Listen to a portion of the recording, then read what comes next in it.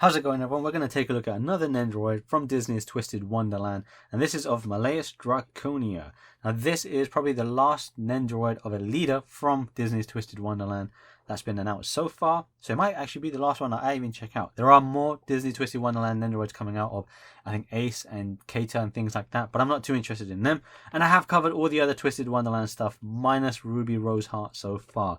So this might or may not be the last Nendoroid I check out. Who knows yet? But this one is cool because this is of Malleus Draconia, who is inspired by Maleficent. So if you didn't know, all the Disney Twisted Wonderland leader characters are inspired by a villain from some particular Disney movie. So in this case, it would be Maleficent for Malleus. Edea Shroud that I covered before this would have been Hades from Hercules, and so on and so forth. This is another Aniplex exclusive. They've all been Aniplex exclusives so far, and with that you get a pin badge like so, which has a unique illustration on there depicting the character relevant. In this case, it's going to be Malleus Draconia.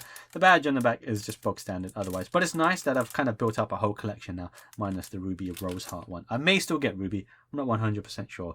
In terms of packaging, this is pretty much the same or very similar to the other stuff that has come out before with Disney Twisted Wonderland. So you got the logo up in the corners of Aniplex Disney Twisted Wonderland, number 1620, and then in Japanese the name is Malleus Draconia, and then a nice portrait picture, and of course the window to see the character as well. This one's a little bit hard because a lot of it is kind of dark and then little hints of green, so yeah, you probably want to get this out of the box. Otherwise, the packaging pretty much shows and depicts different poses of the character across the sides and the top and bottom, so it's very similar to the other ones, but you can see he's looking very cool. Nice little cape that's going on there, and his hat and hairstyle is very cool. But let's get this thing open and have a closer look. So here's the figure and everything you get inside the box. Now we'll go through the parts and then we'll go through the figure. But before that, I'm going to lay the figure down because it probably will fall. You would or should use the base that's included. So you get a normal base that's with every other Nendoroid figure. This one's slightly different, and this peg is a bit different because it needs to tuck underneath Malleus's cape and then peg into the back of the figure, which I'll show you later on as well. You can take this off there like so. And then there's bends that you can do at the screws there. Tighten them if they're a bit loose, or loosen them if they're a bit tight. You get a spare neck joint in a pale skin tone color. You get an additional left arm for Malleus as well. So this one is going to be bent in 90 degrees. You can take it off like so here at the elbow. And similarly, you can take it off at the hand as well, like so. So you can swap it with other hands that you've got. Malleus comes with a few different right arms. So this one is just going to be the lower portion that would actually attach the upper bicep and the shoulder. And you can see the hand here is a little bit more kind of pointing and relaxed outwards. So you can kind of do it like a shrugging position if you wanted to, or kind of resting at his waist. Up to you. You can see the glove portion of it here as well. This hand you could just swap, or this elbow bit you can swap on the arm that's currently attached there, which I'll show you again later on. You get one that's also going to be slightly bent and extended outwards a tiny bit. This one you can't take off at the elbow. This simply attaches right at the shoulder bit there. And speaking of the shoulder, you've got the kind of detailed armor guard or shoulder plate bit here, and that's got the insignia there as well. It's very, very roughly done. It's very tiny, so you can't make it out too well. You can just see the colors really, but yeah, it's very, very, very tiny. You can maybe work out like a kind of dragon silhouette ish, but it's a bit hard really. But you can take off the hand here. This hand is actually to hold onto his Tamagotchi type of thing, which I'll show you in just a bit as well. But otherwise, you can't take off the elbow bit at this hand here, but you still got the glove there. And then the other right arm that he comes with is going to be one to hold his scepter. So you can see the hand is already attached here. This is going to be curved there to hold onto the scepter. Just plug that in, which I'll show you again later on in this video. You can swap the hands here at the wrist, and then you've got the glove portion here. This also has the arm guard over there with that same insignia of his dormitory. But then this also just plugs straight into the actual figure itself. You can't swap it at the elbow. So Malleus also comes with his hat, which he's not wearing when you take the figure out of the box. You have to attach it separately. You can just see one consistent lime green line that goes around. It's not the cleanest of paint really for such a simple line. It's a little bit messy, but it's okay. The sculpt is fine as well. It's just kind of one of those basic kind of hats. I don't know the actual term for this style of hat, but one of those type of hats. There you can see little plastic bits coming, kind of sticking out underneath there. What you need to do is you need to take off the front bit of the hair ever so slightly, slot this on top, and then squeeze the hair back in. I'll show you that more clearly. It'll make much more sense later. Malleus also comes with a little Tamagotchi type of thing. I forgot the name of this thing. It's called Dracon on something like that. This is so tiny, so I may not be able to get it focused so well. But basically, it's a Tamagotchi that is half black at the top and then goes into purple. It even has the kind of D-pad at the bottom section. It's basically shaped like an egg with horns. That's the best way I can describe it. You can see the black horns there. On the reverse side, it's pretty plain. You got a little peg hole there, and that's actually to put it into this hand that I mentioned earlier on. So all you got to do is just place it in the hand like so. Just be very careful because the Tamagotchi is quite tiny. So if you lose it, yeah, you don't want to lose it basically. But that's what it's going to look like when he's holding his Tamagotchi. The screen is blank. So in terms of faces, you've got face number 2, which is one with a slightly surprised expression here. Looks great. And face number 3, which is a little bit more of a evil expression there. Cartoony evil, but still evil. Both of these look super good. Very nice application to them. The eyeshadow, green eyeshadow, looks super nice. Just like all the other Twisted Wonderland Nendoroids, the faces are immaculate and pristine. Unique though to Malleus is the marking that he has on his forehead. You can see they are the same on every head. The actual original head attached to the figure also has that, which I'll show you. But they are the same marking. A shame though that it covers it with the hair. But that's good attention to detail. Otherwise, these faces are immaculate. Really love them. I like all 3 faces for this Malleus figure. Normally, I have a clear favorite. With this one, it's a little bit hard to pick a favorite. I definitely like all 3 of his faces. The final part that Malleus comes with is going to be his scepter. So his scepter is very, very cool looking. Very cool looking. So this kind of has the whole wagon wheel thing. Not really a wagon wheel, but the kind of string wheel mill thing. The name forgets me at the moment, or escapes me at the moment. And you kind of got the needle prick bit at the top here. Very sharp everywhere, actually. You got needle prick bit here, here, here. This one is nice because it has that kind of gradient to a very kind of poison green, which is very nice. This kind of, yeah, this whole thing is very nice. The actual black on it is quite plain, to be honest with you. It is really that green that stands out. And of course, you got the green gem that is on this side as well. But otherwise, it's a plain kind of charcoal black looking piece. But it's a nice sculpt. But here you can see the poison vines wrapping around. And then, yeah, like I said, the green gem. Otherwise, yes, it's a charcoal scepter. And then that green bit is really a highlight for me. It does stand out. It is a little bit weighted on the top bit here. But once I had it attached to the figure, including the base stand, it didn't cause me any problems. It may cause you problems, I'm not too sure, but just, yeah, it's a little bit weighted. So moving on to the figure itself, I have to say I really am in love with this figure. It's not perfect by any means, but it's nearly there. It's nearly there. The sculpt of this figure is great. Of course, head sculpt and face sculpt, those are always going to be perfect for the most part. Nendoroid don't really fail those anymore. But the body sculpt is definitely nicely done. His outfit is super detailed. Really, really great. Again, this is because the actual foundation illustration of this character, design of this character by the Black Butler illustrator is just so good. So the actual interpretation as a Nendoroid and capturing that detail is very awesome. I love the details captured throughout on this figure. So straight away, first you've got the horns, right? Inspired by Maleficent. And these horns are amazing. These are super nicely sculpted. You've got the kind of rigid effect going on both horns, symmetrical horns. Very nice to the touch, very nice to look at. The color on them with the kind of deep green is super good. These are super, super good horns. They are attached to his bangs. You can't take them off, but that's fine. You know, it looks good and it's clean as well. It looks all great around his hair as well.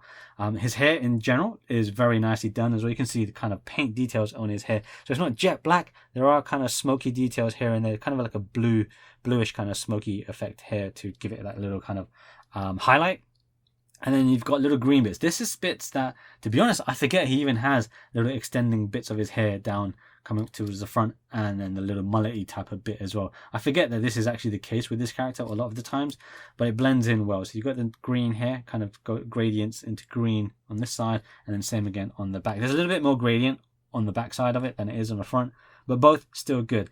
Maybe it's just color for me, but I think the gradient and those kind of color changes were better in previous Nendoroid figures. It's not bad with Malleus. I think it's probably just the color, but I think the other ones were definitely a little bit more appealing to me personally. In terms of his outfit though, very nicely detailed hair. You got all the kind of silver belt buckles and things like that all detailed very nicely. The straps all nicely done. There's a lot to really kind of look at with this figure. He's got these kind of capsule bits here, which I'm not really sure what they are. I've not looked into the character bio too detailed, but these are probably some vials of, well, let's just say poison. Vials of poison, right?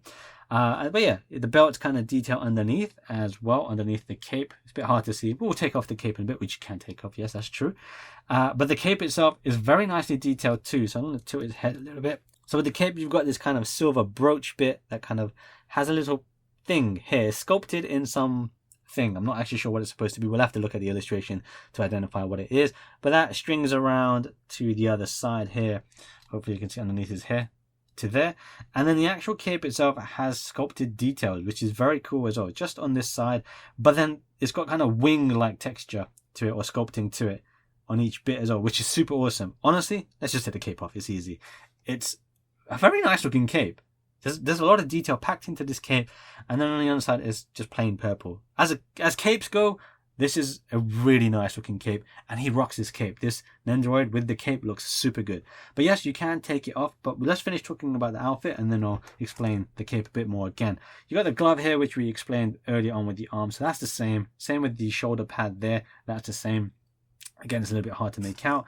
You've got kind of like a spinal column or armor plating here, chainmail type of thing going down his spine there, ending with a little cross type of pattern down towards his butt. You've got a peg hole there for the stand, but otherwise, yeah, his outfit is quite asymmetrical, but it's a nice looking outfit. I love it.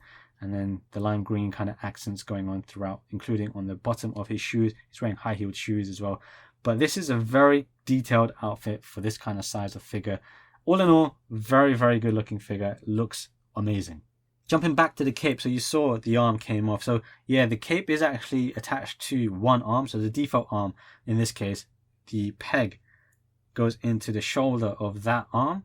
And then you've got another peg here that can go into the back of the figure right there onto his left shoulder blade right there.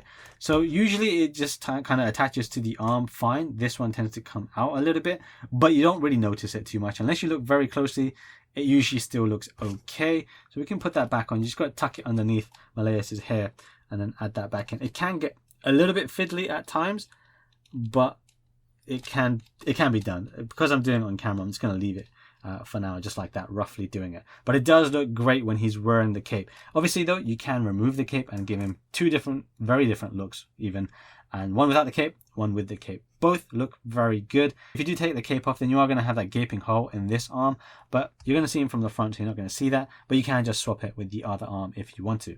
Let's quickly talk articulation before we start swapping parts. So head-wise, he's got up and down movement and then looking left and right. It does get stuck a little bit once you've got the cape on, that's true.